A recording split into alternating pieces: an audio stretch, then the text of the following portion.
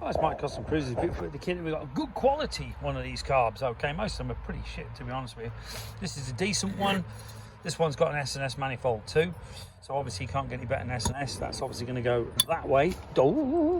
Okay, you can drill out and put a Vose in, or we do them with a Vose as well if you want to use a Vose, or the best bet's just take the vacuum pipe off that, to be honest with you. But that gives you, if you want the electronic later version, not the separate Vose, you can use that. Okay, comes complete with the choke mechanism. Okay, because obviously this is no good unless you've got the S&S filter. This will screw in, you lift it up. See that tang there, that'll lift up to there and give you full choke. Okay, and half choke. Very simple to use.